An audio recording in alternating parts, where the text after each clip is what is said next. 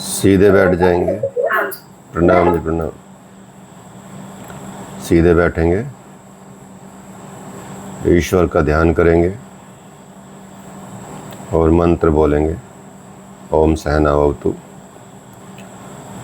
ओम सहना भवतु सहनौ भुनक्तु सह वीर्यं करवावह तेजस्विनावधीतमस्तु मा विद्विषावह। ओम शांति शांति शांति। Relax, gently open your eyes. चलिए, नया टॉपिक है आपका हठ योग। हठ योग क्या है या हठ योग की अवधारणा क्या है, हठ योग किसे कहते हैं।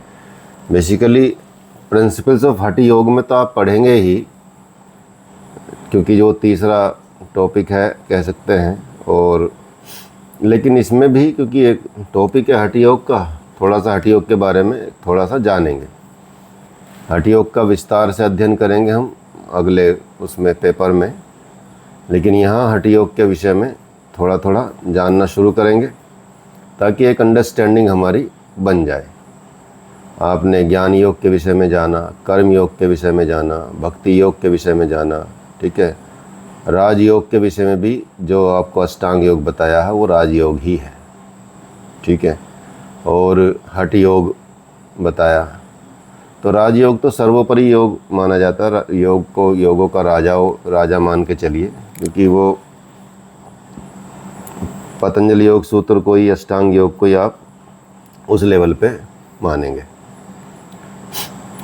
तो अब है हठ योग।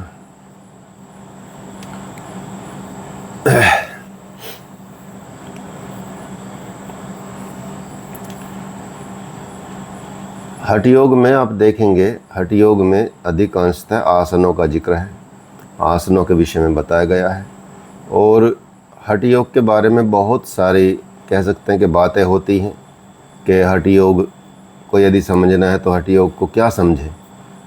तो कुछ लोग बहुत जगहों पे, कुछ किताबों में भी, मतलब पुराने शास्त्रों में तो नहीं, लेकिन मॉडर्न थ्योरीज़ में या मॉडर्न लोगों के पुस्तकों में जो लिख दिया है कि जिद पूर्वक करना की क्रिया को हठ योग कहा जाता है। क्योंकि हठ धर्मी जैसे होता ना, एक शब्द होता है हठ धर्मी, ठीक है। हठ करना, हट कर बैठा चांद अपनी माँ से कुर्ता सिलवाने के लिए, ठीक है, एक कविता थी ना। तो ये हठ वाला है, ठीक है। तो इसलिए जिद पूर्वक क्रिया का नाम हठ योग है। या हठ योगियों को हठ योग की साधना करनी चाहिए, नहीं करनी चाहिए, मतलब कठिन साधना करनी चाहिए, नहीं करनी चाहिए।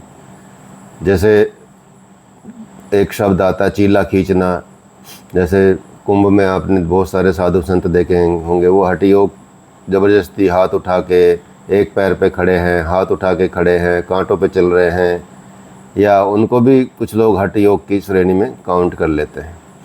तो हठ योग के ग्रंथों में इस तरह का वर्णन, तो जो प्राचीन ग्रंथ हैं, जो शास्त्र जिनको संज्ञा दी जाती है, उसमें तो ऐसा उल्लेख कहीं देखने को नहीं मिलता। कहीं कहीं किसी ने बाद में अपभ्रंश कर दिया हो, उसमें कुछ मिलावट कर दी गई हो, क्योंकि बहुत सारे ग्रंथों में हमारे मिलावट भी की गई है बाद में। पुराणों में बहुत मिलावट है और हजारों वर्षों के उससे कह सकते हैं कि कुछ ना कुछ परिवर्तन आ ही जाता है। जो राजा हुए उन्होंने परिवर्तन कर दिए, ठीक है। जो समस्याएं हुई, जैसे किताबों को आने भी नहीं दिया जाता था यदि शासन के खिलाफ लिख दी जाती हैं। जैसे एक किताब थी भारत में अंग्रेजी राज, इतिहास की किताब है, वो सुंदरलाल की लिखी हुई है।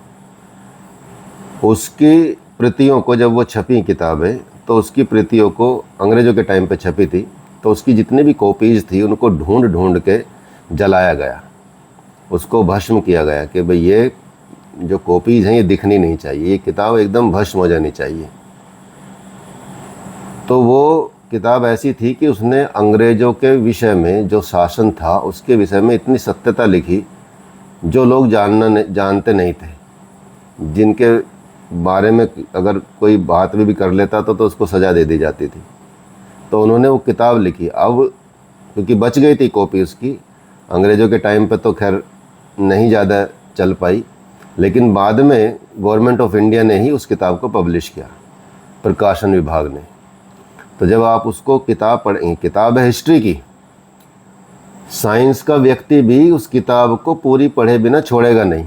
उसमें इतना अच्छा से लिखा गया है। इतिहास की किताब को भी इतना इंटरेस्टिंगली पढ़ेगा साइंस का विद्यार्थी भी, टेक्नोलॉजी का विद्यार्थी भी, आर्ट का तो पढ़ेगा ही पढ़ेगा अगर थोड़ा सा भी इतिहास में रुचि होगी जानने की, क्योंकि बड़ी अच्छे से उसको लिखा गया है। 2 पार्ट में आती है, ठीक है। प्रकाशन विभाग निकालता है और बड़े अच्छे से वो लोग मतलब पढ़ते हैं उसके बारे में। तो उसमें रियलिटी लिखी है पूरे टाइम की, जो अंग्रेज़ों का शासन रहा है 1707 के बाद और औरंगजेब के बाद, और ये बहादुर शाह जफ़र सेकंड जो 1860-61 के तक रहा है, वो वहाँ तक का उसमें वर्णन किया गया है। तो ऐसे ही ग्रंथों में शासन के दौरान बदलाव ला दिया जाता है, और कुछ ग्रंथों को कि भाई ये ऐसे हैं तो उनको निम्न दिखाने के लिए कुछ ऐसे तत्व काम करते हैं। तो हमको उनसे भी सावधान रहना है, अपनी रियलिटी को पहचानना है और अपने मूल चीज़ों को मतलब समझना है।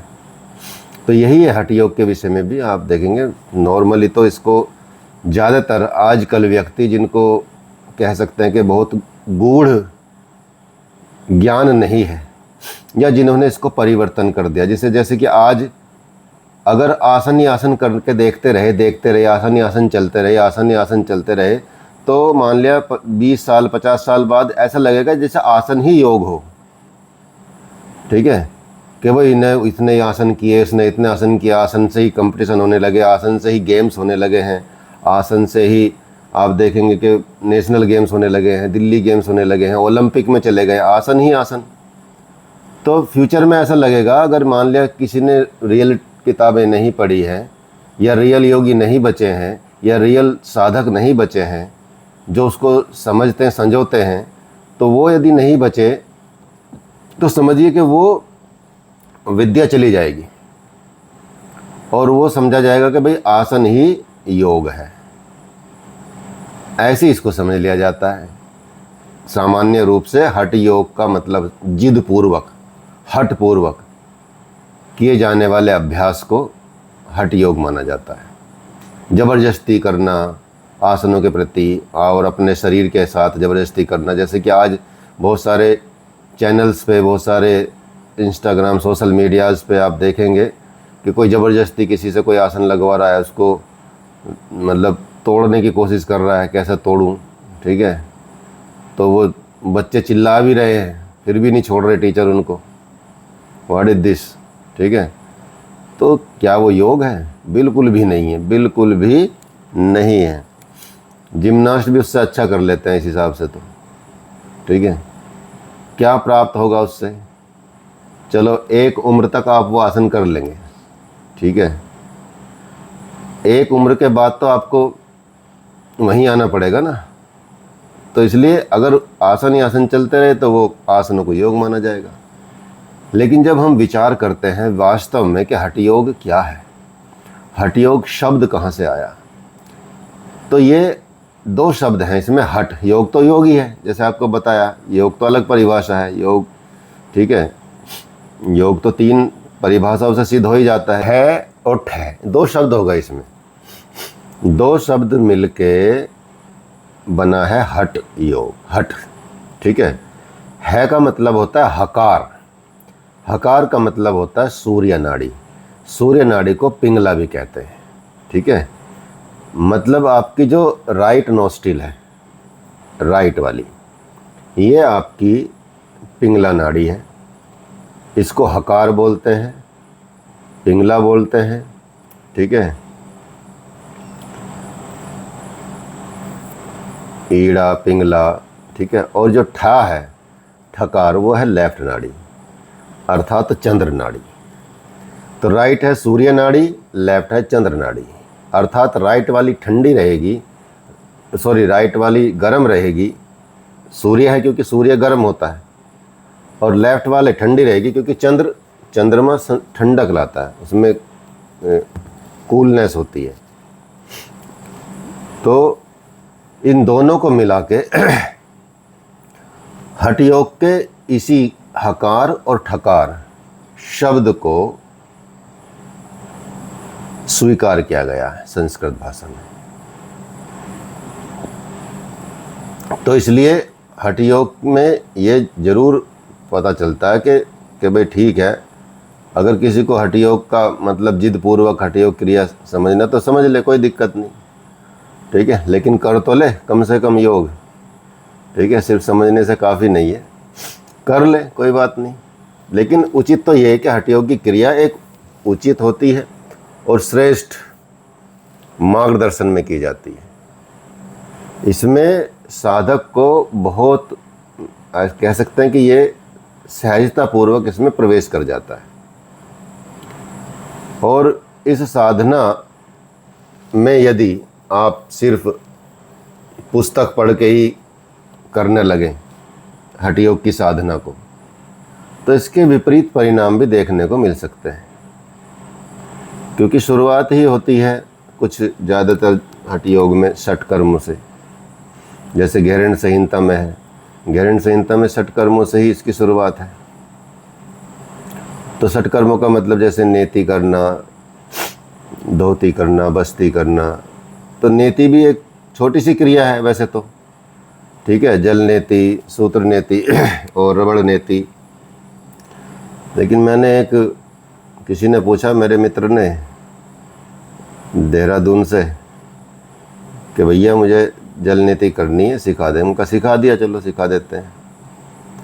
अब मैंने उसको बताया कि गुनगुना पानी करना है और इसमें नमक मिलाना है और कितना नमक होना चाहिए, ठीक है, जितना आपका आंसुओं का नमकीन, जितने आंसू नमकीन होते हैं, बचपन में सब रोए हैं, सबको पता है स्वाद, ठीक है, और बड़े होके भी रोए हैं, ठीक है, बहते बहते मुँह पे आ ही जाते हैं।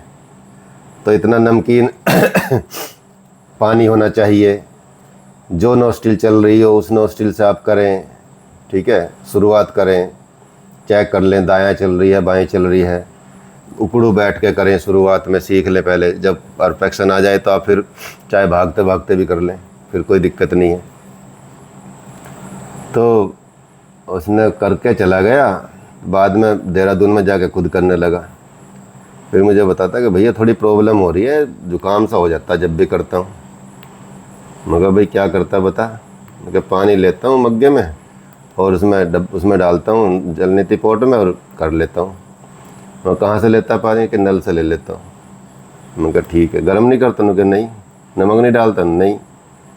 मैं कहा मूर्ख आदमी ये बता दे, जो तुझे विधि बताई है, जो सिस्टम बताया उससे करेगा या अपनी मर्जी से कुछ भी कर लेगा?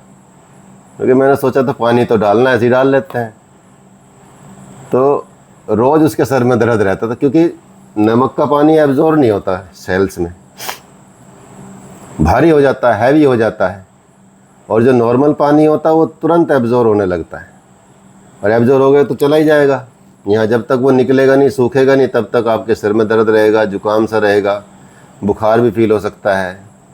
ऐसी रबड़ नीति करेंगे तो आपको शुरुआत में पहले दिन करेंगे तो आपको हो सकता है फीवर जैसा लगे, फीवरिश जैसा लगे, जुकाम जैसा लगे। तो वो सारी क्रियाएं होती हैं। तो पहले कैसे प्रैक्टिस करनी है, तो वो यही बताया गया है कि हठ योग की साधना केवल पुस्तकों को पढ़ के नहीं की जा सकती, या कोई भी योग की साधना, उसके लिए सीखना जरूरी है, उसके लिए मार्गदर्शन जरूरी है, नहीं तो नकारात्मक परिणाम आएंगे, सकारात्मक तो छोड़िए, दूर की बात है। जैसे किसी ने प्राणायाम करना शुरू किया, कुंभक लगाना शुरू किया, तो अपना कुंभक लगाता है बिना बंद के। 3 महीने तो उसको फ़ायदा लगा, बहुत अच्छा फ़ायदा हुआ। 3 महीने के बाद उसकी स्पाइन में प्रॉब्लम शुरू हो गई, पूरी स्पाइन में उसको पेन रहने लगा। अब वो परेशान 6 महीने हो गए कि जी मैं तो रोज़ करता हूँ प्राणायाम, नाड़ी शोधन करता हूँ, और मतलब मुझे तो ठीक नहीं हो रहा, कमर में दर्द हो रहा। तो जब उसका पर रिसर्च की गई तो पता चला कि वो बिना जालंधर बंद लगाए, बिना बंद लगाए सांस को रोक रहा था। तो सांस को रोकने की विधि है, ऐसे बैठ के सांस को रोकना 1-2 बार ठीक है, या कुछ दिखाने के लिए किसी को मैं, हाँ भाई मैं इतनी देर सांस रोक लेता हूँ, उसके लिए ठीक है। लेकिन जब आप प्राणायाम कर रहे तो बंद तो इसीलिए बने, बंद क्या है, शक्ति जो हमारी प्राण शक्ति है उसको नियंत्रित करते हैं, उसको कंट्रोल करते हैं। ठीक है, बंदों का ये काम है, ऊर्जा क्षेत्र को नियंत्रित करते हैं। और आप बिना बंद के कुंभक लगा रहे हो, कुंभक लगा रहे हो और बिना बंद के लगा रहे हो, तो वो फिर लंबे टाइम में नुकसान दे जाता है। इसलिए गाइडेंस बहुत ज़रूरी है। हठयोग की क्रियाओं में तो बहुत ज़रूरी है, क्योंकि बाकी क्रियाओं में तो यह है कि सत्य का पालन करना, तो उसमें इतना गाइडेंस की ज़रूरत नहीं, भैया झूठ बोलना छोड़ो तो सत्य का पालन हो गया। ठीक है, कि लड़ाई झगड़ा बंद करना बंद कर दो, मतलब एक स्तर पे तो आप कर ही सकते हो, मनसा वाचा कर्मणा में एक स्तर पे तो कर सकते हो। चलो मुँह से नहीं बोलेंगे भाई हम झूठ, सोच लेंगे चलो झूठ, ठीक है कोई बात नहीं, ठीक है, बाद में वो सोचना भी बंद हो जाएगा। अहिंसा का पालन करना या ये पालन करने, तो ये धीरे धीरे शुरू अपने बिना उसके भी हो सकते हैं। एक बार किसी ने बता दिया कि भाई झूठ नहीं बोलना है, अच्छा ठीक है, मम्मी ने बोल दिया बेटा को, बेटा झूठ नहीं बोला करते, गलत बात है। बेटा बोलता है पापा तो बोलते हैं कि पापा नहीं है बता दो यहाँ पे, अब वो तो भाई अंदर ही बैठे रहते हैं, तो वहाँ से सिखा देते हैं हम झूठ बोलना। ठीक है, तो उसमें लेकिन ये क्योंकि क्रियाएं करनी पड़ती हैं शारीरिक, इसलिए इसमें हमको थोड़ा सावधानी के साथ करना पड़ेगा, और सावधानी के साथ करके लगना पड़ेगा, परिश्रम करना पड़ेगा। तो जो सहनशील व्यक्ति होगा, जो परिश्रमी व्यक्ति होगा, जो जिज्ञासु व्यक्ति होगा, जो तपस्वी व्यक्ति होगा, वो इस साधना को कर सकता है। सिद्ध सिद्धांत पद्धति में भी इसी तरह की बात की गई है। सूर्य और चंद्र नाड़ी के विषय में बताया गया है। हकार कीर्तति, ये आपको थोड़ा डिफरेंस भी मिलेगा, कहीं कहीं हकार को चंद्र बोला गया है, कहीं किताबों में ठकार को सूर्य बोला गया है। तो इसमें ज़्यादा कन्फ्यूजन होने की ज़रूरत नहीं। आप माने हकार मतलब सूर्य, ठकार मतलब चंद्र, मतलब सूर्य और चंद्र नाड़ी माने सिर्फ इसको। सूर्य चंद्र नाड़ी ये लेफ्ट और राइट नाड़ी होती है, इसको मिला के ही हठयोग बना है। तो कहीं भी अगर विपरीत भी लिखा मिले किसी भी किताब में, ज़्यादातर किताबों में तो यही है, हकार सूर्य और ठकार चंद्र, लेकिन कहीं मिस्टेक से लिखा जाता है कि भाई हकार चंद्र हो गया और ठकार ये हो गया। ठीक है, तो हकार कीर्तिति सूर्यष्टकार चंद्रेव उच्यते सूर्य चंद्रयम सौर्योगात हठ योगो निगद्यते। बताया गया कि हट हकार सूर्य और ठकार चंद्र नाड़ी के योग को हठ योग कहते हैं। ऐसी उपनिषदों में भी कहा गया, योग सिख उपनिषद में भी कहा गया कि हकार को सूर्य और ठकार को चंद्र मानकर सूर्य और चंद्र के संयोग को हठ योग कहते हैं। हकारेन तो सूर्य इसकायत सकारेंद्रिय दरुचेकते, ये बताया गया है। सूर्य चंद्र मसोरक्षम हट हड इव्यक मिधीयते, इस तरह से इसकी परिभाषा की गई है कि अपान व प्राण, रज व रेतस, सूर्य व चंद्र, जीवात्मा परमात्मा का मिलन ही हठ योग है। अर्थात ये हमारी जो नाड़ी है ये यहाँ त्रिवेणी में आके मिल जाती है। 3 मुख्य नाड़ी हैं जो मेन सबसे इम्पोर्टेंट नाड़ी है शरीर में। वो है एक सूर्य नाड़ी हो गई जिसको पिंगला कहते हैं जो राइट साइड में है, एक चंद्र नाड़ी हो गई जिसको ईड़ा बोलते हैं जो लेफ्ट साइड में है। इसके मध्य में चलने वाली नाड़ी को कहते हैं सुखमन नाड़ी या सुषुम्ना नाड़ी। इन 3 नाड़ियों को सर्वश्रेष्ठ मतलब सबसे प्रमुख नाड़ियां हैं। वैसे तो इससे प्रमुख 14 हो जाती है थोड़ी सी इससे पहले वाली स्टेज, और उनसे पहले 72,000 नाड़ियां हैं। ठीक है, ऐसी 3.5 लाख नाड़ियों का जिक्र है शिव संहिता में, भगवान ने 3.5 लाख नाड़ियां बताई हैं। ठीक है, तो नाड़ियां जैसे साइंस में, मेडिकल साइंस में नाड़ी को बोलते हैं नर्वस सिस्टम, एनर्जी, और योग में बोलते हैं एनर्जी चैनल। ठीक है, तो नर्वस सिस्टम ऐसा तो नहीं है कि भाई ये एक मतलब करंट मान के चलिए, एक तरह से जैसे तार में करंट होता है जो दिखाई नहीं देता, ब्लड दिखाई देगा, नस दिखाई देगी, लेकिन उसमें प्राण बहता हुआ दिखाई नहीं देगा, प्राण ऊर्जा। जैसे बिजली के तार में प्लास्टिक दिखाई देगी, कॉपर दिखाई देगा, लेकिन करंट नहीं दिखाई देगा, इसलिए लोगों को करंट लग जाता है, गलती से पकड़ लेते हैं तार, ठीक है। तो वो है करंट, वो है एनर्जी, वो फ्लो होती है हमारी नाड़ियों में। तो अर्थात हम जो जीवित हैं, हमारे अंदर जो प्राण शक्ति घूमती है, पूरे शरीर में जो ऊर्जा देती है हमको, वो नाड़ियों के द्वारा ही मिलती है। वो शरीर के अंदर भी है, शरीर के बाहर भी है। जैसे आपका ऑरा है, ऑरा में भी नाड़ियाँ होती हैं, ठीक है। आपका शरीर आपके नेचर के हिसाब से, आपकी प्रकृति के हिसाब से, आपके विचारों के हिसाब से आपसे आगे ऑरा बन जाता है। किसी का 10 फीट का, 12 फीट का, 15 फीट का, 20 फीट का, ऐसे जैसे जैसे उच्च आत्मा होती जाएगी वैसे वैसे ऑरा बढ़ता चला जाएगा।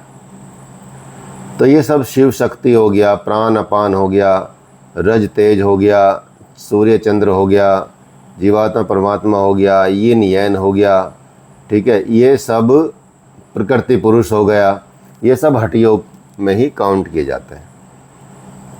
तो यहाँ त्रिवेणी, इसको आज्ञा चक्र को त्रिवेणी बोलते हैं, क्योंकि तीनों का संगम यहाँ होता है, सूर्य नाड़ी का भी, चंद्र नाड़ी का भी, सुषुम्ना नाड़ी का भी, ईड़ा पिंगला सुषुम्ना।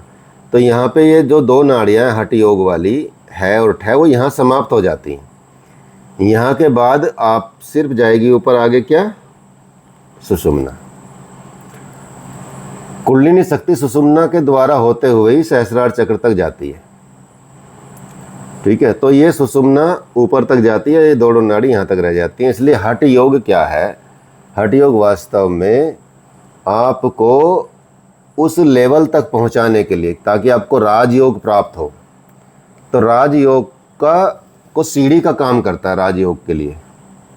अर्थात यदि आपको राजयोग तक पहुंचना है तो हठ योग आपको वहां तक पहुंचा देगा कि इससे आगे की यात्रा आप राजयोग की कर सकें, ऐसे लेवल तक पहुंचा देता है, ठीक है। इसीलिए जैसे गंगा यमुना सरस्वती संगम है, त्रिवेणी इसलिए बोलते हैं ना इसको, गंगा यमुना सरस्वती। प्रयाग में एक गंगा मानी जाती है, यमुना मानी जाती है, सरस्वती मानी जाती है, ठीक है।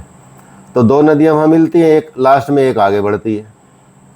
तो जो एक आगे बढ़ रही है उसको आप मान के चलें सुषुम्ना, और जो 2 वहाँ मर्ज हो गई हैं, जो वहाँ समाप्त हो जाती हैं, उनको मान लें ईड़ा और पीड़ा, इंगला और पिंगला। ईड़ा पीड़ा भी कहते हैं, इंगला पिंगला भी कहते हैं, ठीक है। तो इसलिए यही बताया गया इसमें क्या है। सूर्य का अर्थ है सूर्य स्वर, दायां स्वर, पिंगला स्वर या यमुना स्वर। ठे चंद्र स्वर, बायां स्वर, ईड़ा स्वर, गंगा स्वर। दोनों के संयोग से बनता अग्नि स्वर, मध्य स्वर, सुषुम्ना स्वर या सरस्वती स्वर, जिसके कारण से ब्रह्म नाड़ी में प्राण का संचरण होने लगता है। सुषुम्ना के अंदर एक ब्रह्म नाड़ी होती है, उसमें प्राण का संचरण होता है, और इसी ब्रह्म नाड़ी के निचले हिस्से के पास कुंडलिनी शक्ति सुप्त अवस्था में बैठी है। जो ब्रह्म नाड़ी है जो नीचे रहती है, नीचे की तरफ, वहाँ इसी ब्रह्म नाड़ी के निचले हिस्से में, निचले सिरे पर कुंडलिनी शक्ति सोई हुई रहती है, सुप्त अवस्था में रहती है। 3.5 कुंडली फेरे बैठे रहती है, सांप की तरह। एक सर्प से इसकी कल्पना की गई है, और ये ऐसा सर्प है जो अपनी पूंछ अपने मुंह में ही दे के बैठा हुआ है, इतनी सुसुप्त अवस्था में है कि अपना मतलब ज़बरदस्ती भी करोगे जब भी मुंह नहीं खोलेगा, इतनी सुप्त अवस्था में रहता है। तो ये सुप्त अवस्था में रहता है। जब कोई योगी या कोई साधक प्राणायाम करता है तो प्राण के आघात से, प्राणायाम के प्रभाव से जो सोई हुई कुंडलिनी है वो जागृत होने लगती है, और जब वो जागृत होती है तो वो ब्रह्म नाड़ी में प्रवेश करती है, स्टार्ट करती है ऊपर की तरफ। ब्रह्म नाड़ी में वो चलती है, ऊपर की तरफ गमन करती है, जिससे जो योगी है, जो साधक है, उसमें बहुत सारी विशेषताएं आने लगती हैं, बहुत सारे द्वार खुल जाते हैं, उसको आगे पीछे का सब दिखने लगता है, भूतकाल भविष्यकाल, जैसे जैसे वो चक्रों का भेदन करते जाएंगे, क्योंकि चक्र, जैसे मैंने बताया कि चक्र अपने सात सीढ़ी मान के चलिए, पूर्व जन्मों के संस्कार हैं, फिजिकल संस्कार हैं, सूक्ष्म संस्कार हैं, कारण संस्कार हैं, महाकारण संस्कार हैं, हंस संस्कार हैं, परमहंस संस्कार हैं, कैवल्य संस्कार हैं। तो ऐसे कई कई जन्मों के संस्कार उसमें रहते हैं। तो इसलिए बहुत सारी विशेषता, बहुत सारी पावर उस व्यक्ति के अंदर आने शुरू हो जाती है। तो ये जो प्रक्रिया है, इस योग की बहुत मुख्य प्रक्रिया है, पद्धति है, ठीक है। इसलिए इसको हठ योग कहा गया है। असली में हठ योग इसलिए कहा गया है। इसलिए आज के टाइम पे ये पद्धति जो है, ये सिचुएशन जो है, आसन, प्राणायाम, षटकर्म, मुद्रा, इनके अभ्यास के कारण बहुत ज़्यादा लोकप्रिय हो गई है। महर्षि पतंजलि ने मन का निग्रह के साधन के रूप में इस पद्धति को बताया है कि मन का निग्रह के लिए आप इसको अपना सकते हैं, मन को नियंत्रित करने के लिए इसको अपना सकते हैं। हठ योग प्रदीपिका में स्वामी स्वात्माराम ने हठ योग को परिभाषित किया है। हठ योग प्रदीपिका जो ग्रंथ लिखा है, वो लिखा है स्वामी स्वात्माराम ने, ठीक है। और गहरेंद्र संहिता गहरेंद्र ऋषि की है। ये दोनों सारी किताबें ज़्यादातर आजकल मुंगेर से आती हैं, मुंगेर स्कूल ऑफ योग, बिहार स्कूल ऑफ योग, ठीक है। ये है हठ योग प्रदीपिका, ठीक है। इस पे यहाँ जिन्होंने ये किताब छापी है, वो जिनके नाम से है ये, वो है मुक्ति बोधानंद जी। लेकिन गाइडेंस में किसकी लिखी है? स्वामी सत्यानंद सरस्वती की, ठीक है। लेकिन ये पुस्तक, जो ग्रंथ लिखा गया है, वो लिखा गया है स्वामी स्वात्माराम जी के द्वारा। ऐसा नहीं कि जो इसमें लिखा है नाम उनकी किताब हो गई है। इस किताब के लेखक हैं स्वामी स्वात्माराम, ठीक है। ऐसी गहरेंद्र संहिता जो लिखी है, ये गहरेंद्र संहिता है, ठीक है। इसमें लिखा स्वामी निरंजनानंद सरस्वती, ठीक है। लेकिन ये गहरेंद्र ऋषि की शिक्षा है, ठीक है। तो ये सब बिहार स्कूल ऑफ योग ने निकाली हैं किताबें, तो वहाँ से ये किताबें छपती हैं। तो उन्होंने भी जो दोनों में आती है, हिंदी में भी आती है, इंग्लिश में भी आती है, दोनों में दोनों तरह की किताबें आती हैं, ठीक है ना। और जैसे ये बिहार स्कूल ऑफ योग ने निकाली है, ऐसे कैवल्य धाम निकालता है, अलग अलग पब्लिकेशन निकालते हैं। जैसे भगवत गीता कोई भी निकाल सकता है, किसी के चाचा ने तो लिखी नहीं है, ठीक है। हाँ, ये हटी उसकी है जो आप देख रहे हैं ना, ये वहाँ की है, कैवल्य धाम की। नीचे लिखा होगा कैवल्य धाम, कौल्यानंद जी, ठीक है। लोनावाला, ये वहाँ की है जो आप दिखा रहे हैं, ठीक है। तो ये भी ठीक है, कोई दिक्कत नहीं, पढ़ें सारे श्लोक तो एक ही रहेंगे उसमें, ऐसी बात नहीं है, ठीक है। तो स्वामी स्वात्माराम मुख्य लेखक हैं हठ योग प्रदीपिका के। और स्वामी स्वात्माराम किनके शिष्य हैं? मत्स्येंद्रनाथ और ये गोरखनाथ की पद्धति से उन्होंने लिया है, उनसे सीखा है, ठीक है। तो वहाँ से ये आया है। तो उन्होंने कहा कि उद्घाट्येत कपाटम तु तथा कुंची कया हटात कुंडटलिया लिन्या या योगी मोक्ष द्वारम विभेदियेत। जैसे चाबी से हम दरवाज़ा खोलते हैं, ठीक है, और उसमें हमको मेहनत करनी होती है, ठीक है, दरवाज़ा खोलना होता। उसी तरह से कुंडली को जगाने के लिए हमको थोड़ा अच्छे से प्रयास करना होता है, हठ योग करना होता है, मोक्ष द्वार का भेदन करना होता है, ठीक है। तो ये एक तरह से इसमें हमको शक्ति का प्रयोग करना पड़ता है। तो इस तरह से ये है कि जो हठ योग है वो अपने आप में एक ऐसी योग पद्धति है जो आपको राजयोग की साधना के लिए उपदेश करती। राजयोग कैसे प्राप्त हो उसके लिए स्वामी स्वात्माराम ने ये घोषणा की है कि केवल राजयोगाय हठ विद्योपदिश्यते, केवल राजयोग की साधना के लिए ही हठ योग का उपदेश करता हूँ।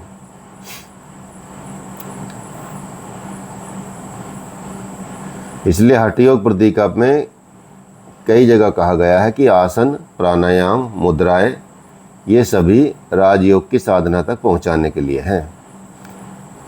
अर्थात हठ योग अपने आप में आपको कैवल्य की प्राप्ति नहीं कराता, इसलिए इसमें कैवल्यपाद का कोई जिक्र नहीं है, कैवल्य का जिक्र नहीं है, लेकिन उस लेवल तक पहुंचा देता है आपको।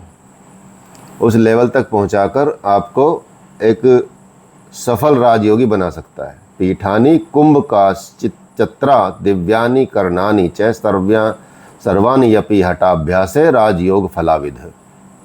ये हठयोग भाव तप से लोगों को आश्रय देता है और सभी योगाभ्यास के लिए आधार का काम करता है। ठीक है, इसलिए इसका अभ्यास करने के बाद जो योग साधक हैं वो सहज रूप से सफलता प्राप्त कर सकते हैं राजयोग में। तो ये हठयोग जो विद्या है बहुत गोपनीय है और इसको प्रकट करने से शक्ति छीन हो जाती है। आप इसलिए सबकी शक्ति आजकल छीन हुई भी है, जो भी दिखा दिखा के कर रहे हैं आसन। ठीक है, उनमें बल ही नहीं है। बल मतलब शारीरिक बल की बात नहीं कर रहे, आत्मिक बल, दिव्य बल। ठीक है, स्पिरिचुअल शक्ति वो खत्म हो गई है, क्योंकि योग रहस्य एक गोपनीय विद्या होती है, रहस्य में विद्या होती है, इसलिए हठ योग को भी गोपनीय बताया गया है। हठ विद्याम परम गोप्या बताया। हठ विद्या परम गोप्या योगी नाम सिद्धिम चिताम भवेद वीर्यवती गुप्ता निर्वीर्या तु प्रकाशिता। इसलिए इस विद्या का अभ्यास एकांत में करना चाहिए और जो इसके अधिकारी हैं, जिज्ञासु हैं, साधक हैं, उसके अलावा सामान्य व्यक्तियों को इसकी क्रियाविधि को देखकर स्वयं कभी अभ्यास नहीं करना चाहिए, नहीं तो हानि हो जाएगी। दूसरों को देख देख के ऐसा नहीं करना चाहिए। साथ ही जो इसके अधिकारी नहीं हैं उनको ये विद्या दी जाना नहीं चाहिए। हठ योग नहीं दिया जाता, नहीं तो जो इसके अधिकारी नहीं है वो उसकी हंसी भी उड़ाएंगे कि क्या कर रहे भाई, ऐसा कोई कुंडली नहीं जागृत होती है, क्योंकि वो अधिकारी नहीं है, वो उसमें उनकी श्रद्धा ही नहीं है। इसलिए जिस काल में भी हठ योग प्रदीपा की रचना हुई है, जिसमें बताया गया, वो काल योग के प्रचार प्रसार का काल नहीं था, वो साधना का काल था। योग अभ्यास करते थे लोग, साधना में एकांत में रह के कुटिया बना के अपनी योग साधना करते थे। तभी तो पता लगा पाए ना सारे सिस्टम का। आज जो हम पढ़ रहे हैं, आज जो हठ योग की क्रियाएं हैं, जैसे संघ प्रक्षालन है, अब संघ प्रक्षालन से उन्होंने 5 आसन बताए हैं संघ प्रक्षालन के। ठीक है, कि आप पानी पिएंगे और ये 5 आसन करेंगे, तो ये 5 आसन पानी पीने से, ये 5 आसन करने से वो पानी आपके टॉयलेट के रास्ते ना जाकर लैट्रिन के रास्ते जाएगा। ठीक है, तो हम साथ के साथ ही पानी पीते हैं और पानी पी के आसन करते हैं, आसन करके हम टॉयलेट जाते हैं, लैट्रिन करते हैं, टॉयलेट सुसु नहीं करते। ठीक है, तो हम 20 लीटर पानी, 20 गिलास पानी पी जाते हैं और 20 गिलास का 20 गिलास पानी हम एनएस के रास्ते बाहर निकालते हैं। तो ये क्रिया, ये विधि का पता कैसे चला होगा उनको? तभी तो पता चला होगा कि वो एकांत में रह के उन्होंने इसमें अध्ययन किया, ध्यान में जाके किया कि भाई हाँ, ताड़ आसन करेंगे पहले, तो जो पानी पिया वो ताड़ आसन करने से आंत के नीचे चला जाएगा, मतलब पेट के नीचे चला जाएगा, आंत में प्रवेश कर जाएगा। फिर जब आंत में प्रवेश कर जाएगा तो हमको फिर तिर्यक ताड़ासन करना है, तिर्यक ताड़ासन से वो इधर उधर जाएगा, घूमेगा हाथों में, ठीक है, साथ के साथ ही काम हो जाएगा। फिर जब ऐसे घूमेगा तो फिर हमको दूसरी तरफ भी घुमाना है, तो हमको कटी चक्रासन करना होगा, ताकि चारों तरफ जहाँ कहीं बचा हो वहाँ और नीचे की तरफ चला जाए उतर के। जब नीचे की तरफ चला जाए तो लेट जाएं पेट के बल, तो भुजंगासन करें, तिर्यक भुजंगासन करें। तिर्यक भुजंगासन से पेट पे प्रेशर पड़ेगा तो वो पीछे बड़ी आंत की तरफ जाएगा पानी, और बड़ी आंत की तरफ जाने के बाद जब वो चला जाएगा तो आपको उदराकर्षण करना है, कागासन में बैठना है। कागा जैसे शौचालय में बैठते हैं उस आसन में बैठ के उदराकर्षण करना है, तो प्रेशर बड़ी आंत में आपके एनएस की तरफ चला जाएगा, रेक्टम की तरफ जाएगा, और आपका पानी बाहर आना शुरू हो जाएगा। बस, तो ये 5 ही आसन क्यों उन्होंने बताए? तो ये तो बड़े गूढ़ साइंस है, इसको तो ज़्यादातर वैज्ञानिक भी नहीं समझ में। किसी भी मेडिकल साइंस में ऐसा कोई है कि भाई आप पूरी 20-25 फीट की जो आंत है वो धो देंगे आप अंदर से, धो के दिखा लो, ठीक है। यंत्र डाल ही नहीं सकते, और यहाँ पानी पिला के डाल कर देते हैं। अब तो क्योंकि वहाँ से सीख सीख के चीज़ों को थोड़ा सा करने लगे हैं, दवाइयाँ आने लगी है कि भाई ये कर दो वो कर दो, लेकिन वहाँ तो सिंपल सी बात है, पानी पिया, आसन किए और पेट साफ। पेट क्या मतलब पूरा मुंह से लेके एनएस तक एकदम धुल जाता है सब कुछ, जैसे आपने वॉश कर दिया नया।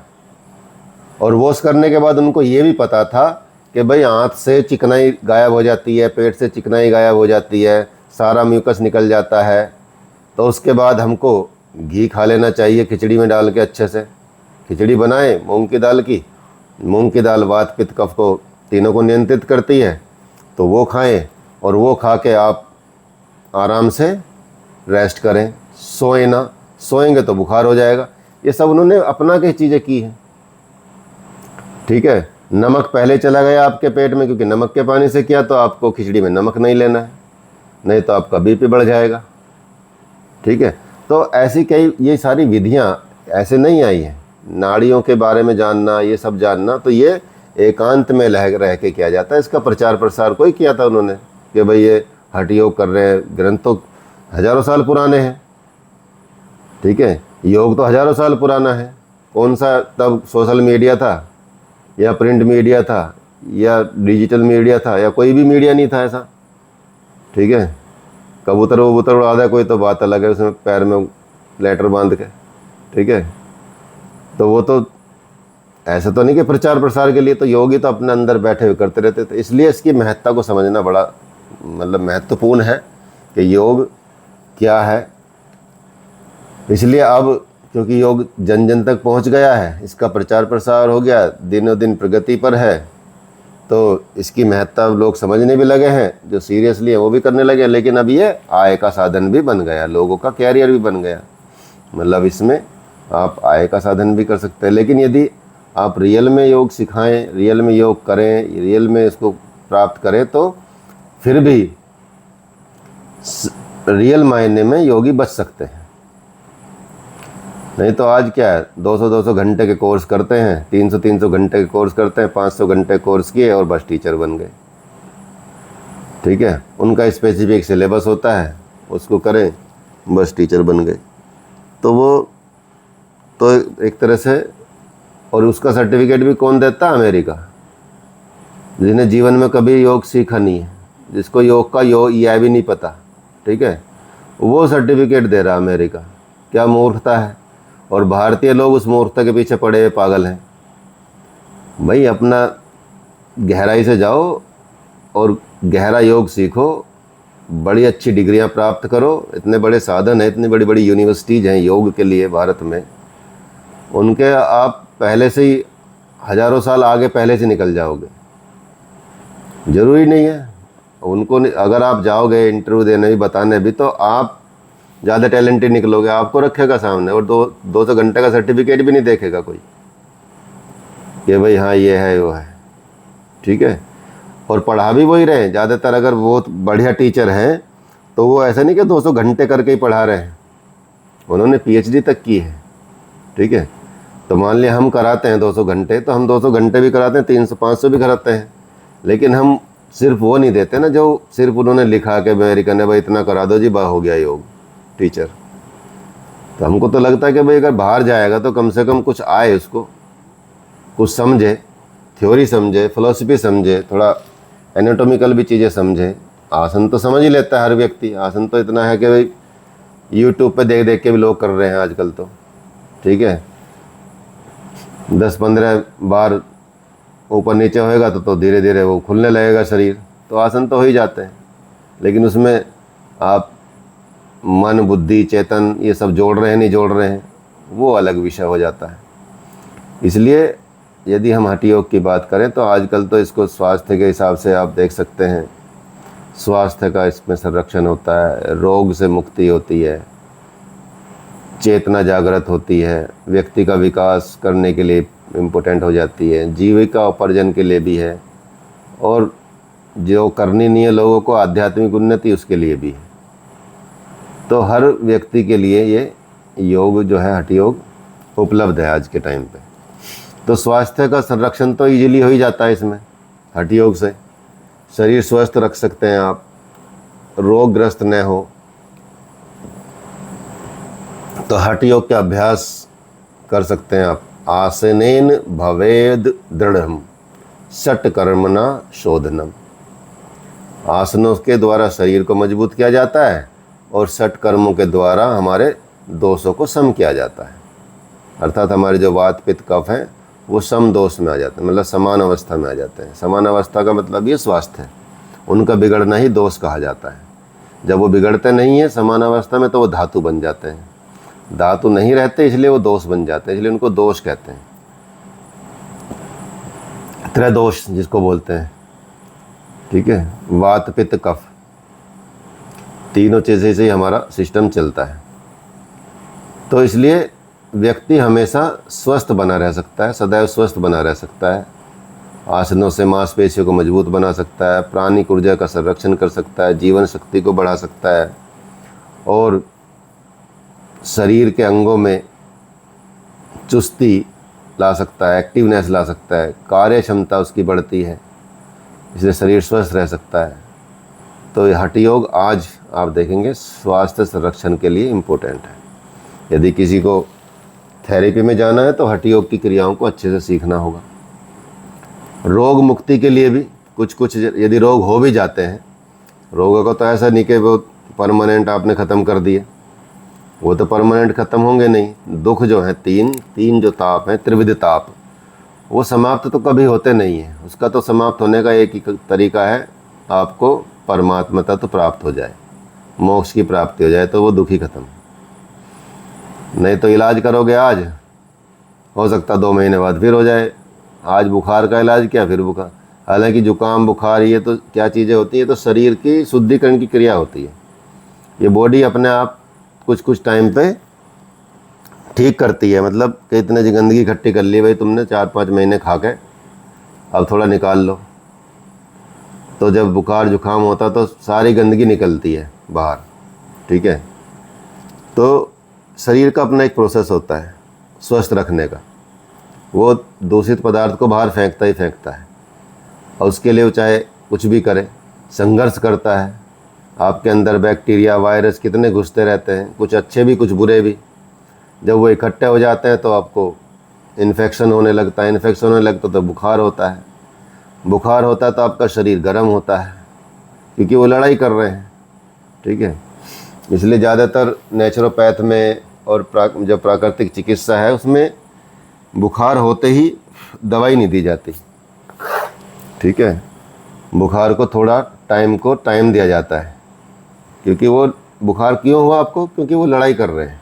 आपके जो अच्छे सैनिक हैं वो लड़ रहे हैं, इसलिए बुखार हो रहा है। जैसे ही आपने दवाई खाई तो समझो उनको बेहोश कर दिया आपने, और दुश्मन आप पे हावी हो जाएंगे। तो इसलिए कई बार नुकसान हो जाता है, और फिर वो कई गोलियां फिर असर करनी भी बंद कर देती हैं, रेजिस्टेंस हो जाती है, ठीक है। जैसे आप खाते हैं क्या, एंटीबायोटिक खाते हैं, तो एंटीबायोटिक खाने से उसका एक कोर्स होता है, एक लिमिट टाइम होता है कि 5 दिन में आप 5 दिन के अंदर ये सारे बैक्टीरिया जो या जो हैं आपके शरीर में उस 5 दिन के अंदर मरेंगे। तो 5 दिन आपको खानी है। यदि आपने बीच में छोड़ दी तो सबसे बड़ा नुकसान कर लिया आपने, अर्थात आपने उनको खुला छोड़ दिया। अब बाद में वो समझ जाएंगे कि भाई ये वाली दवाई खाने से ये हम मरते हैं, इसलिए हम इसके प्रति रेजिस्टेंस पावर क्रिएट कर लेंगे, तो अगली बार वो दवाई असर नहीं करेंगी यदि आपने पहले अधूरा कोर्स छोड़ दिया।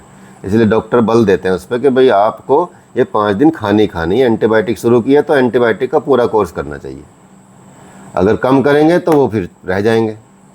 इसलिए 100% के लिए वो किया जाता है। आयुर्वेद में अलग तरीके से इलाज होता है और नेचुरोपैथ में अलग तरीके से इलाज होता है।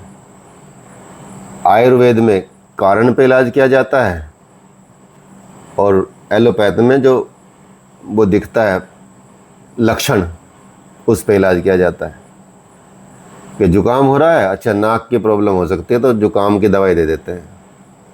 अब जुकाम हो रहा किसी और चीज़ से, ठीक है, कि जी मैंने तो जलनेती की थी उससे जुकाम हुआ मुझे, तो ठीक है, तो आयुर्वेद पता लगाता कि भाई जुकाम हुआ क्यों तुझे, ये बता, ऐसा क्या खाया, ऐसा क्या किया, पहले लक्ष्य उसका गहराई में जाएंगे।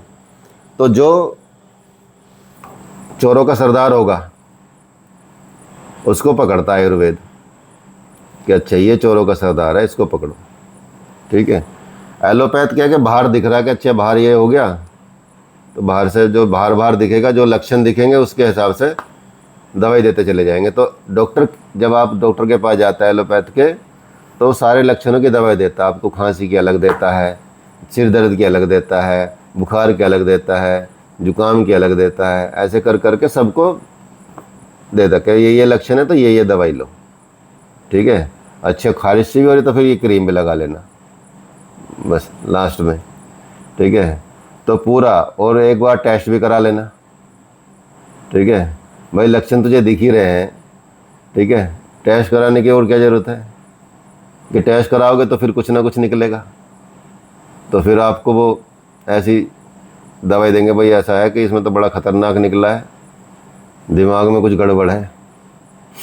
जैसे मुझे मुंबई में था मैं, तो किसी वजह से चक्कर आ गया, कुछ गलत खा लिया तो मुझे चक्कर आ गया, उल्टी दस्त टाइप के हो गए थे, बेहोश हो गया मैं, ठीक है। तो वहीं हॉस्पिटल में ले गए, जुहू में ही, पास में ही, ठीक है। तो मुझे पता था कि कुछ गड़बड़ हुई है, इस वजह से कुछ हो गया। तो डॉक्टर ने बोला जी इनका तो MRI करना पड़ेगा और माइंड को चेक करना पड़ेगा, दिमाग को, ठीक है, कि ये चक्कर आना साधारण बात नहीं है। मैं कहा चक्कर वैसे ही आया, मैंने 1-2 दिन कुछ खाया नहीं था और अचानक से कुछ खा लिया, इस वजह से कुछ प्रॉब्लम हो गई। आजकल सब्जियों में कीड़े वीड़े आ रहे, हो सकता है उसमें से कुछ गड़बड़ हो गई होगी। मैं कहा नहीं वो नहीं है, इसका रीज़न कुछ और है। तो टेस्ट के लिए उनका जी MRI कराओ, 15,000 रुपये, ये 1,000 रुपये। मैं कहा ऐसा है, इनको बोलो कि थोड़ी देर में आ रहे, चलते हैं, ठीक है। बस वहाँ से चुपचाप निकले हम। मैं कहा जी आएंगे बाद में कराएंगे, अभी रहने दो। अब तो जाग गए ना, तो तभी जाग गए, बेहोशी ठीक हो गई। आज तक कोई ऐसा नहीं कि भाई वो कुछ निकला हो, क्या कुछ उन्होंने जी नहीं, इनको फिर बार बार ये होएगा, ये होगा, वो ऐसा डराने लगे। तो यदि वो MRI करते तो कुछ ना कुछ मिलता ज़रूर उनको, ठीक है, या कुछ दिमाग का कुछ एक्सरा करते तो कुछ ना कुछ बोलते, ये जो काला काला धब्बा है ना, कि ये बड़ी प्रॉब्लम है जी, इसमें ये बनने लगा है, दिक्कत होने लगी है, तो इसीलिए इसका इलाज चलेगा बहुत लंबा टाइम, और हो सकता है ऑपरेशन भी करना पड़े, ठीक है।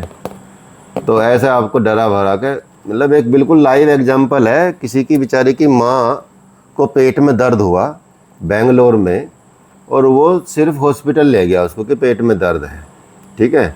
अब पेट में दर्द के उन्होंने इतने टेस्ट करा लिए उसके, और कुछ ना कुछ निकाल दिया, ठीक है, कि ये है वो है, ये है वो है, और उसको लास्ट में उसको मार दिया। और रियल में जो पता चला कि वो पेट में सिर्फ गैस बनी थी उसको, और कुछ नहीं हुआ था। सोचो, तो इतना ज़्यादा खतरनाक होता। तो ऐसी स्थिति के लिए हमको क्या करना चाहिए, हमको बेसिकली योग ही अपनाना चाहिए जीवन में जितना हो सकता, क्योंकि बीमारी आएगी तो आएगी, कोई दिक्कत नहीं है, ठीक है। वो तो इलाज हो ही जाएगा, लेकिन कोशिश करनी चाहिए जितना बचा जाए बीमारियों से उतना कोशिश करें, क्योंकि योग और आयुर्वेद अपने आप में एक पूर्ण साइंस है, कंप्लीट साइंस है, जो आपको कंप्लीटली मानसिक और शारीरिक दोनों विकारों से बचा सकता है, दोनों से रोग मुक्ति दे सकता है। ठीक है, धीरे धीरे ही सही, उसके रिजल्ट ऐसे अचानक नहीं मिलते कि अचानक कटा तो टाँके लगा दिए और एकदम ठीक सिल दिया। सर्जरी तो पहले आयुर्वेद में तो थी, एलोपैथ में तो बाद में आई है। ऐसा कोई विद्या ही नहीं थी, आयुर्वेद के द्वारा ही एलोपैथ का आविष्कार हुआ है। ठीक है, सारे यंत्र, मतलब इतने बारीक बारीक यंत्र थे सुश्रुत संहिता में कि बाल के भी 2 हिस्से ऐसे कर दें, इतने बारीक, ऐसे मतलब वर्टिकल काट दें, हॉरिजेंटल नहीं। सोचो, इतनी बारीक यंत्र बना रखे थे। अर्थात जो अंदर दिमाग में कृमि हो जाता है ना, दिमाग में कीड़ा चला जाता है या हार्ट में कृमि हो जाता है, तो उसको भी निकालने का उस बारीक यंत्र से निकालने का था। प्लास्टिक सर्जरी की है तब सुश्रुत के टाइम पे। और आयुर्वेद ऐसा है कि आयुर्वेद का डॉक्टर आयुर्वेदिक दवा भी बनाता है, एलोपैथ का डॉक्टर एलोपैथ दवा नहीं बना सकता। समझ गए नहीं? आयुर्वेद के जितने भी डॉक्टर हैं वो आयुर्वेद की दवा बनाते हैं। ठीक है, खुद ढूंढ ढूंढ के कहाँ से वनस्पति, सब ज्ञान होता है उसको, कैसे बनेगी दवा, कैसे रस बनेगा, कैसे चूर्ण बनेगा, कैसे क्वाथ बनेगा, कैसे वटी बनेगी, सब पता रहता है उसको। और एलोपैथ का डॉक्टर एक भी दवाई नहीं बना सकता, एक भी, उसको इतनी परमिशन ही नहीं है। ठीक है, और आयुर्वेद के वैद्य पूरा दवाई अपना घोट घाट के बना कर रखे हुए। ठीक है, तो जैसे आयुर्वेद के बाबा हमारे यहाँ आयुर्वेदिक जो डॉक्टर हैं, दीपक बाबा, दीपक स्वामी, वो इतनी सारी दवाई बनाते हैं खुद ही, महारसायन बनाते हैं, मतलब च्यवनप्राश का जो असली च्यवनप्राश होता है वो बनाते हैं, वो उसको महारसायन बोलते हैं। शास्त्रों में भी रसायन बोला जाता है उसको। ठीक है, उसकी कई, मतलब आयुर्वेद में बहुत सारे उल्लेख हैं कि कौन कितनी देर तक चलेगी, क्या कितनी देर तक। जैसे भस्म होती है, भस्म, तो भस्म सर्वश्रेष्ठ होती है, किसी भी चीज़ की भस्म हो वो सबसे उत्तम चीज़ होती है। अर्थात उसकी कोई एक्सपायरी डेट नहीं होती, वो कभी भी एक्सपायर नहीं होगी। जितनी ज़्यादा पुरानी होती जाएगी भस्म उतनी ही ज़्यादा असरदार होती चली जाएगी। ये सोचिए, देसी घी, हजार साल का पुराना देसी घी, वैसे तो 1-1.5 साल से ज़्यादा का यूज नहीं करना चाहिए खाने के लिए, लेकिन दवाइयों में हजार साल पुराना घी यूज होता है। ठीक है, तो ऐसे होता है। तो आयुर्वेद और योग से रोग की मुक्ति होती है।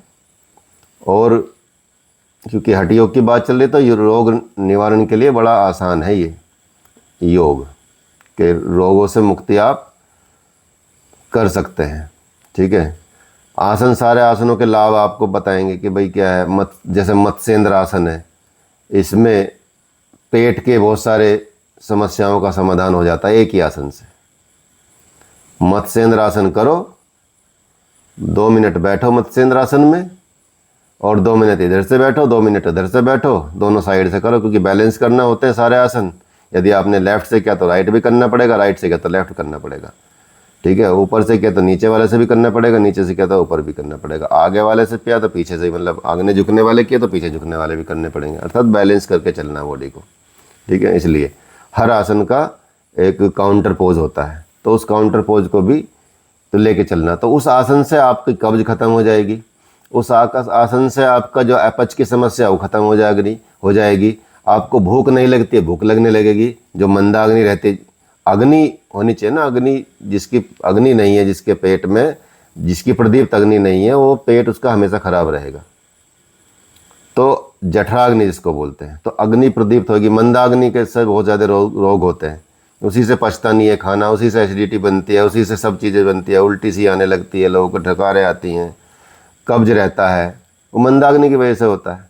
तो एक ही आसन आपकी सारी समस्या, बहुत सारी समस्या सोल्व कर सकता है। लीवर, फैटी लीवर नहीं होगा आपको कभी, ठीक है, उसकी वजह से डायबिटीज़ नहीं होगी अब उसकी वजह से। आप यदि सिर्फ एक ही आसन की बता रहा हूँ मैं, मत्स्येंद्र आसन, ठीक है, पहले अर्ध मत्स्येंद्र कर लो, फिर धीरे धीरे फ्लेक्सिबिलिटी बढ़ा के पूर्ण मत्स्येंद्र कर लो, ठीक है, तो अपने आप रोग दूर हो जाते हैं। षटकर्मों से आपके रोग दूर हो जाते हैं, धोती से, सांस के रोग, जैसे किसी को दमा की प्रॉब्लम है तो धोती क्रिया करेगा तो दमे की क्रिया ठीक हो जाएगी, ठीक है, कुष्ठ रोग समाप्त हो जाते हैं, कफ दोष समाप्त हो जाते हैं, जो स्प्लिन के रोग होते हैं वो खत्म हो जाते हैं, सांस के रोग खत्म हो जाते हैं सिर्फ धोती क्रिया से, ठीक है, वस्त्र धोती आप कर लें, ठीक है।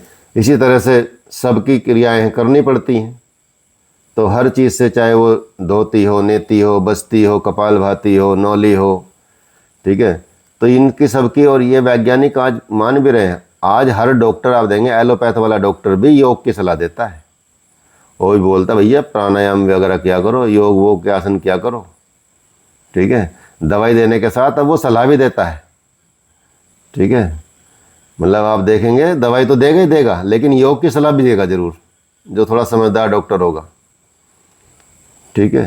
तो इसलिए मतलब मानसिक तनाव शांत होता है, मधुमेह रोग, उच्च रक्तचाप, निम्न रक्तचाप, ठीक है, साइटिका, कमर दर्द, सर्वाइकल स्पॉन्डिलाइटिस, मोटापा, और ऐसे योग अभ्यास से ऐसे रोग दूर किए जा सकते हैं, योग थेरेपी से, ठीक है।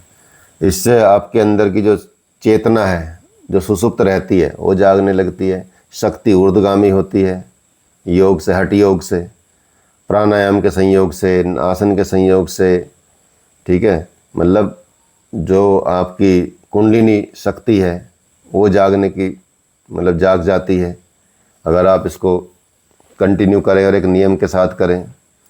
बाकी जो योग करते हैं तो व्यक्तित्व में विकास होता ही है, शरीर कांति में बनता है, ठीक है, निरोग बनता है, एकदम चुस्त गठीला शरीर बन जाता है, फ्लेक्सिबल भी होता है, और कट मतलब एकदम स्टील जैसी स्ट्रेंथ भी होती है योगियों के शरीर में, ठीक है, मतलब लचीला और फ्लेक्सिबल दोनों होते हैं, ठीक है।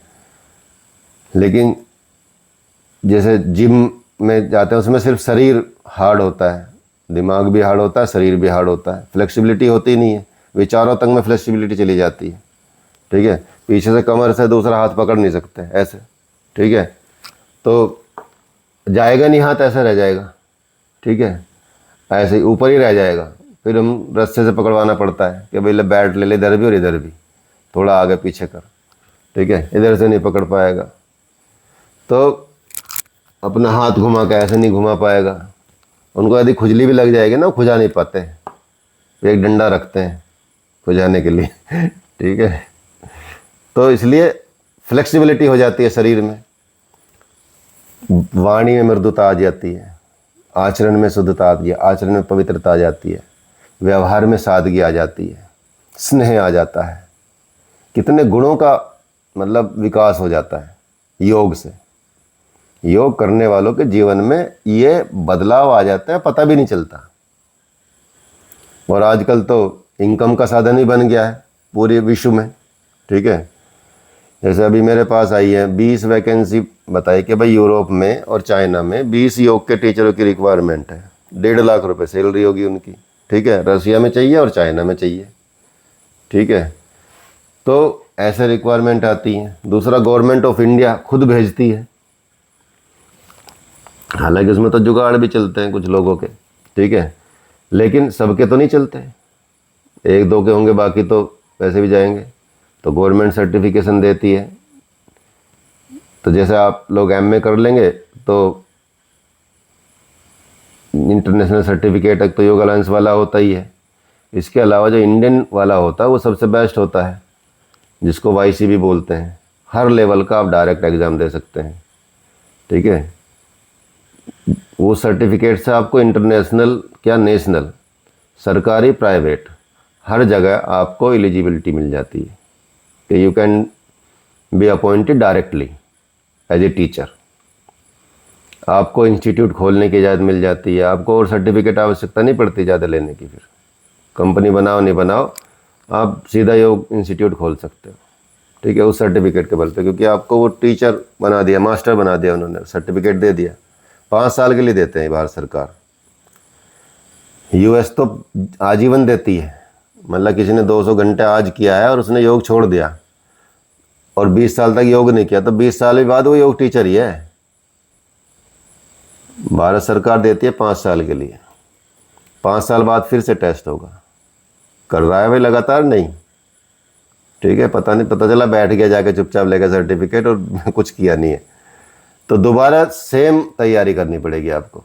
अर्थात तो उसमें आपको लगातार दिखाना पड़ेगा कि आप सच में योग साधक हैं और लगातार लगे हुए हैं अपने काम में, ठीक है।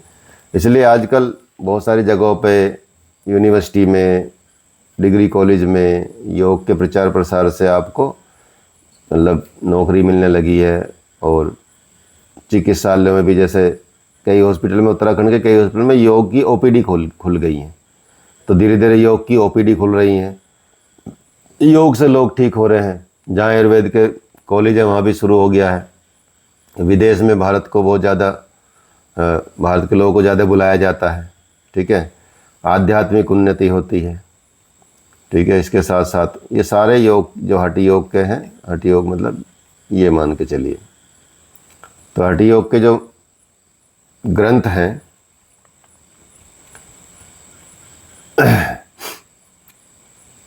वो बहुत सारे हैं, जैसे हठ योग प्रदीपिका हो गई, हठ योग गहरेंद्र संहिता हो गई, और शिव सिद्ध सिद्धांत पद्धति हो गई, गोरख पद्धति हो गई, हठ रत्नावली हो गई।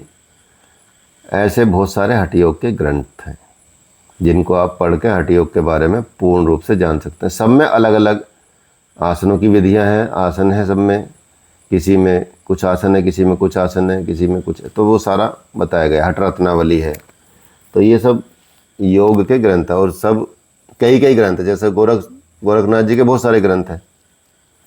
तो हठ योग की परंपरा कहाँ से शुरू हुई, ये आप इसको समझिए कि एक बार भगवान शिव माँ पार्वती को घुमाने के लिए लेके गए, भ्रमण करने, और जब वो घूम रहे थे तो भ्रमण के दौरान, जैसे घूमने जाते हैं, चलो भाई झील के किनारे बैठ जाते हैं, तो ऐसे भगवान शिव और पार्वती एक झील के किनारे, सरोवर के किनारे बैठ जाते हैं। तो तभी माँ पार्वती की इच्छा होती है, भगवान शिव से बोलती हैं कि आप मुझे हठ योग की शिक्षा दें। तो भगवान शिव ने पार्वती माँ को हठ योग की शिक्षा दी, और हठ योग की शिक्षा जब दे रहे थे तो सरोवर में जो मछली थी वो सब सुन लेती है। तो जब भगवान शिव देखते हैं कि उनको आभास होता है कि किसी ने हठ योग सुन लिया, तो भगवान शिव उस मछली को बुलाते हैं और उसको मत्स्येंद्रनाथ बना देते हैं, मच्छेंद्रनाथ बना देते हैं, उसको बदल देते हैं, उसका स्वरूप बदल देते हैं। मतलब ये जो कहानी है ज़्यादा प्रचलित है। और फिर जो हठ योग प्रदीपिका के प्रणेता हैं स्वामी स्वात्माराम जी, फिर वो इस हठ योग की प्रदीपिका की शुरुआत करते हैं। तो हठ योग के जो आदि प्रवक्ता कहे जाते हैं, मतलब आदि योगी शिव, वो हठ योग के हैं जनक। यह हठ योग भगवान शिव से आया है, इसलिए भगवान शिव को ही आदि योगी माना जाता है। श्री आदिनाथाय नमस्तुस्मेय नोपदिष्टार हठ योग विद्या। मैं उन सर्वशक्तिमान आदिनाथ को नमस्कार करता हूँ जिन्होंने हठ योग विद्या या हठ योग विद्या की शिक्षा दी। तो यहाँ ये स्पष्ट हो जाता है कि हठ योग की शिक्षा भगवान शिव के द्वारा दी गई है सबसे पहले।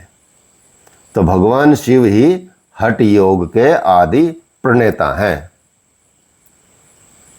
तो स्वामी स्वात्माराम भी कहते हैं कि हठ विद्या ही मत्स्येंद्र गोरक्षाद्य विजानते स्वादात्मा राव वथा योगी जानीते तत्प्रसाद तरु। के मत्स्येंद्रनाथ गोरख आदि योगी हठ योग विद्या के मर्मज्ञ थे। उन्हीं की कृपा से योगी स्वामी स्वात्मा राम ने इसे जाना।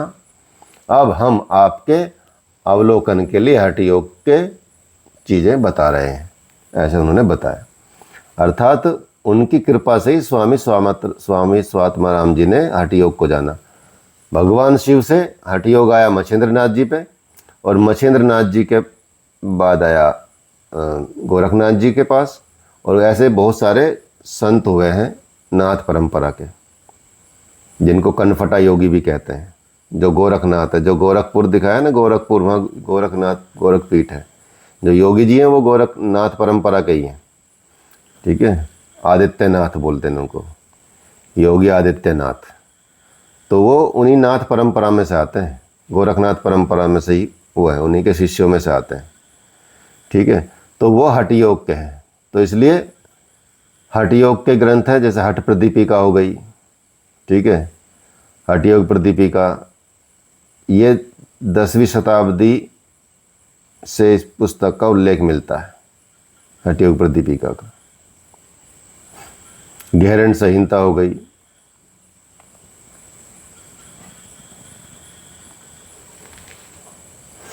तो गहरण संहिता दिया तो गहरण ऋषि ने था, लेकिन ये पुस्तक भी माना जाता कि स्वामी स्वात्मा राम जी ने ही लिखा फिर इसको बाद में, ठीक है। तो मेन जो ग्रंथ लिखे वो ये दोनों ग्रंथ स्वामी स्वात्मा राम जी के द्वारा दिए गए, क्योंकि गहरण ऋषि से किसी राजा ने पूछा, वो आए उनकी कुटिया में, प्रणाम करके प्रश्न किया कि हे योगेश्वर, तत्व ज्ञान का जो कारण घटस्थ योग है वो हमको दीजिए, मैं उसको जानना चाहता हूँ। तो गहरण ऋषि ने उनको उनकी प्रशंसा की कि ऐसा राजा होकर योग सीखना चाहता है, इतना बड़ा राजा है, अब मेरे पास आया है, ऋषि के पास योग सीखना चाहता है, तो इसलिए मैं तुमको ये, तुम्हारी जिज्ञासा की वजह से मैं तुमको ये योग देता हूँ। तो उन्होंने फिर उनको हठ योग की शिक्षा दी। शिव संहिता भगवान शिव के द्वारा लिखी बताई गई पुस्तक है, शिव संहिता, ठीक है। भगवान शिव ने ही इसकी रचना की है, शिव संहिता की। तो भगवान शिव के ये भी हठ योग का ही ग्रंथ है। तो ऐसे बहुत सारे ग्रंथ हठ योग के हैं जो आपको बताए हैं। जब हठ योग आप पढ़ेंगे, हठ योग के विषय में पढ़ेंगे बड़ा लेवल पे, तो मतलब पेपर है, क्योंकि आपका 3rd पेपर वही है, तो वो विस्तार से पढ़ा जाएगा। तो हठ योग का एक सार ये मान के चलिए, ये आधार है, सार है आपको, ठीक है। इसमें आपके कोई प्रश्न हो तो पूछ सकते हैं। टाइम ज़्यादा हो गया आज। सर हम जो ये रोज योग करते हैं, मतलब बेसिक आसन लगाते हैं जैसे वेट लॉस के, तो रोज अलग अलग आसन लगाने चाहिए या एक ही रिपीट करने चाहिए? रिपीट ज़्यादा करने चाहिए, अलग तो जोड़ लो, बस रोज एक आसन जोड़ लो, रिपीट करो ज़्यादा, क्योंकि जब तक आसन सुदृढ़ नहीं होते तब तक करते जाएंगे। मतलब इट्स नॉट ए गेम कि रोज़ नया चाहिए, ठीक है। इसलिए आपको लगातार लंबे समय तक आसन करने होंगे। तो जैसे क्योंकि आजकल तो मनोरंजन चाहिए ना लोगों को मोस्टली, तो वो सोचते हैं कि भाई क्लास में गए तो थोड़ा आज कुछ और नया कराएंगे, आज कुछ ना वो आसन रहेगा ना वो रहेगा, एक भी आसन नहीं आ पाएगा ढंग से। इसलिए पैसे कमाने के लिए, एंटरटेनमेंट के लिए थोड़ा बहुत एक्स्ट्रा करा दो, ठीक है, कोई दिक्कत नहीं है। खुद के लिए लेकिन लगातार उस आसन को साधो। पहले सूर्य नमस्कार को साध लीजिए अपने अंदर, सूर्य नमस्कार को उतार लीजिए मंत्रों के साथ, आसन के साथ, प्राणायाम के साथ, उसके वेरिएशन के साथ, ठीक है। सूक्ष्म व्यायाम को साध लीजिए, फिर और आसन को धीरे धीरे बढ़ाइए। रोज़ करेंगे तो ही आएगा ना, एक दिन में एक आसन करेंगे तो दूसरे दिन कहाँ हो जाएगा, 15 दिन बाद फिर नंबर आएगा उस आसन का, फिर ऐसा कैसे रहेगा, कुछ तो ग्रोथ ही नहीं है आसन को। तो सारे आसन अलग ही अलग लगाते हैं, कह रहे बोरिंग सिखाती है। हाँ तो वही तो बता ना, जिनको